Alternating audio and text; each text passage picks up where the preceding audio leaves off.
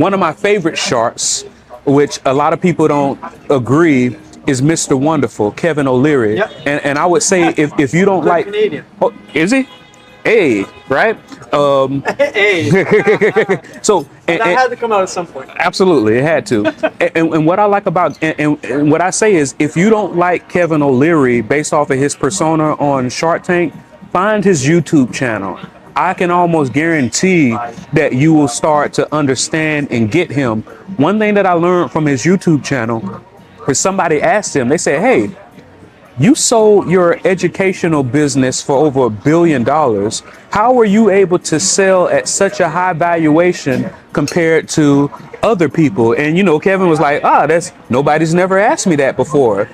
What he said was, I used to be in the cat food industry. And in the cat food industry, the person that he worked for had 2 engines, and those 2 engines were beef and tuna. And what they did was they were able to get their manufacturing so efficient because they only worked with those 2 engines. But what they would do is they would add different seasonings and flavors to those 2 engines that allowed them to add so many different SKUs at so many different price points, and though they had an efficient way to do it. And what he said was, when he got to the educational industry, he saw that every year these companies were spending out observant amounts of monies to recreate a math class, to recreate an English class. He's like, math and English doesn't change. It is what it is. So what he did was they made 1 math class and 1 English class, and they treated it like engines. And what he did was they licensed out different Disney characters, different cartoon characters, so where they had a whole bunch of different SKUs with only 2 engines. And everybody could have been thought of that. But because he saw what worked in one industry and brought it to a new industry, that's what took it through the roof. And I imagine the same thing is possible when you bring in all of your CFOs together and say, hey, we do this like this in the aerospace. Why not do it like this in this space as well? Yeah, we can take tools that we use with certain clients and apply to other clients in other industries. Mm-hmm. And to your point, I have the engines, I have the playbooks that are the basis for what everybody does.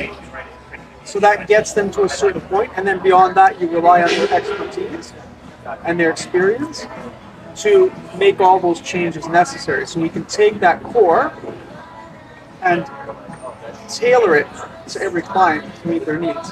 So it's the same idea. We get a lot of SKUs out of a set group of playbooks and a set group of people. Mm-hmm.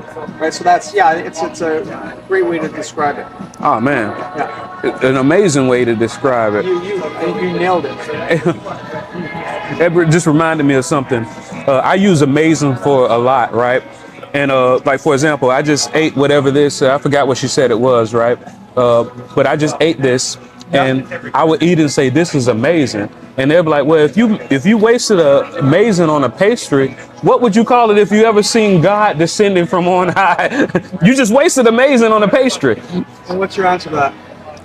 I'll figure it out. I'll let you know when I meet him. And it seems like you are able to help people figure it out because now they have a sounding board. You actually are the voice of God to a lot of these business owners. With great power comes great responsibility. How do you keep your ego in check? That's a loaded question. There's gonna be a lot of people who watch this. Say he doesn't. Self-aware as well. Yeah. I don't have anything to have an ego about yet. Again, we talked about this yesterday. It's that servant leadership. Mm-hmm. I get a lot of joy and value out of helping these clients.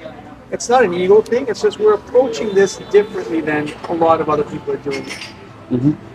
Because we're finding a way to multiply our impact and our leverage. Mm-hmm. By leaving teaching and doing this with all these great CFOs I'm bringing on, I'm taking what my values and my beliefs and I'm able to multiply it and extend it out. So we're adding a lot more value than ever before.